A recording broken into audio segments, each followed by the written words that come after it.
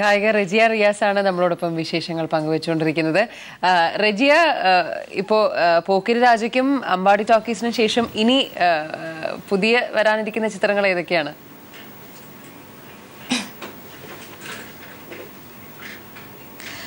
അമ്പാടി ടാക്കീസിന് ശേഷം ഇനി വരാനിരിക്കുന്ന ചിത്രത്തിൻ്റെ പേര് എനിക്ക് പറയാനായില്ല. പക്ഷെങ്കിലും 2-3 സിനിമകൾ ഇതുവരെ ചെയ്ത് കഴിഞ്ഞു. അതിലൊന്ന് എൻ്റെ ഹസ്ബൻഡ് തന്നെ മ്യൂസിക് ചെയ്തൊരു മൂവിയാണ്. എല്ലാത്തിനും വേണ്ടി വെയിറ്റ് ചെയ്യുകയാണ്. നല്ലൊരു ടൂലറ്റ് അമ്പാടി ടാക്കീസ് പോലെ തന്നെ അല്ലെങ്കിൽ അതിനേക്കാളും വലിയൊരു ഹിറ്റായി സോങ് എല്ലാം പ്രേക്ഷകർ സ്വീകരിക്കണമെന്ന ആഗ്രഹത്തോടെ കാത്തിരിക്കുകയാണ്.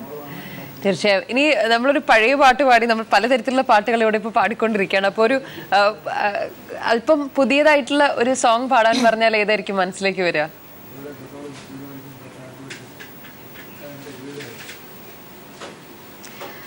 അല്പം പുതിയ സോങ് എന്ന് പറയുമ്പോൾ പെട്ടെന്ന് ഇപ്പോൾ പറയുമ്പോൾ ഞാൻ ശ്രേയാ ഘോഷാലിൻ്റെ ഒരു വലിയ ഫാനാണ്. അപ്പം ഞാൻ ശ്രേയാ ഘോഷാൽ പാടിയൊരു പാട്ട് പെട്ടെന്ന് എൻ്റെ മനസ്സിൽ വന്നു, അത് പാടാം. ഓക്കെ.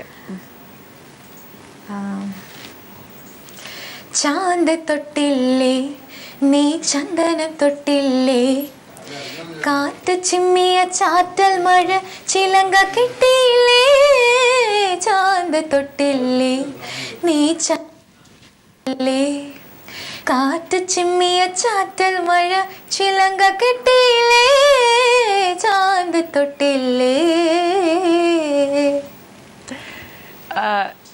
എന്താണ് സംഗീതത്തിൽ ഒരു ക്രിയേറ്റീവായിട്ട് ചെയ്യണം എന്നുള്ള എന്തെങ്കിലും അങ്ങനെ ആഗ്രഹങ്ങളൊക്കെ ഉണ്ട്? ഇപ്പൊ രണ്ടുപേരും ചേർന്ന് ഒരു ആൽബം ഇറക്കുക, ഇപ്പൊ മ്യൂസിക്കിൽ എന്തൊക്കെ കാര്യങ്ങൾ ചെയ്യാനാണ് ഭാവിയിൽ താല്പര്യം?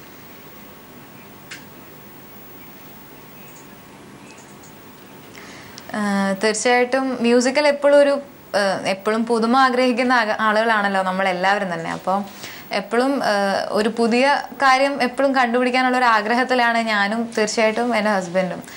അതിൽ എസ്പെഷ്യലി എന്നെക്കാളും കുറച്ചും കൂടെ റോള് അദ്ദേഹത്തിനാണെന്ന് എനിക്ക് തോന്നുന്നു. അദ്ദേഹം ഓരോ സോങ് ചെയ്യുമ്പോഴും പുതിയ പുതിയ സ്റ്റൈൽസ് കൊണ്ടുവരാൻ ശ്രമിക്കാറുണ്ട്.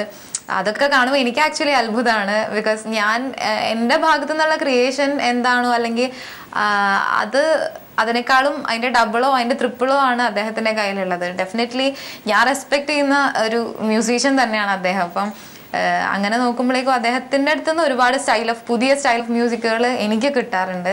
ഞാനതെല്ലാം പഠിക്കാൻ ശ്രമിക്കാറുമുണ്ട് തീർച്ചയായിട്ടും. റെജിയ, നമ്മൾ ഇന്റർവ്യൂവിൻ്റെ ഒരു അവസാന ഭാഗത്തിലേക്ക് കടക്കുമ്പോൾ ഇപ്പോൾ ഒരുപാട് പാട്ട് പാടി, എന്നാലും ഞാൻ ഒരു സോങ് കൂടെ ചോദിക്കുകയാണ്. ഇപ്പൊ നമ്മൾ മലയാളം പാടി, നമ്മൾ പല തരത്തിലുള്ള പാട്ടുകൾ പാടി, ഒരു അന്യഭാഷ ഇന്ത്യൻ തന്നെ ലാംഗ്വേജിലുള്ള മറ്റൊരു ഭാഷയിലെ ഒരു ഗാനം കൂടി പ്രേക്ഷകർക്കായി പാടാമോ ഈ പ്രഭാതത്തിൽ?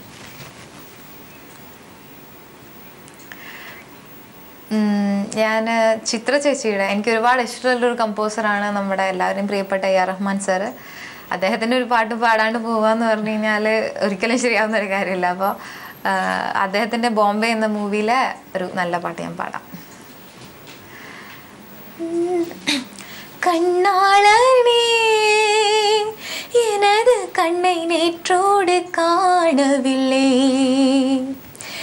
என் கண்களே பறித்து கொண்டும் ஏன் இன்னும் பேசவில்லை,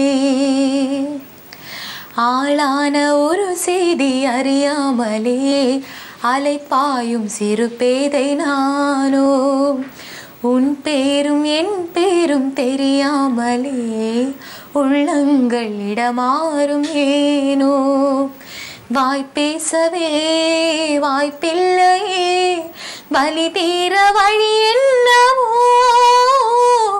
கண்ணாளனே எனது கண்ணை நேற்றோடு காணவில்லை, என் கண்களை பறித்து கொண்டும் ஏன் இன்னும் பேசவில்லை. വളരെ നന്ദി റെജിയ, ഈ പ്രഭാതത്തിൽ വന്ന് ഞങ്ങൾക്ക് ഒരുപാട് നല്ല പാട്ടുകൾ പാടി തന്നതിന്, വിശേഷങ്ങൾ പങ്കുവച്ചതിന് എല്ലാവിധ ആശംസകളും നിങ്ങൾ രണ്ടുപേർക്കും. ഇനിയും ഒരുപാട് കാര്യങ്ങൾ ഈ ഒരു ഇൻഡസ്ട്രിയിൽ ചെയ്യാൻ സാധിക്കട്ടെ എന്ന് ആശംസിക്കുന്നു. എന്താണ് പ്രേക്ഷകരോട് പറയാനുള്ളത്?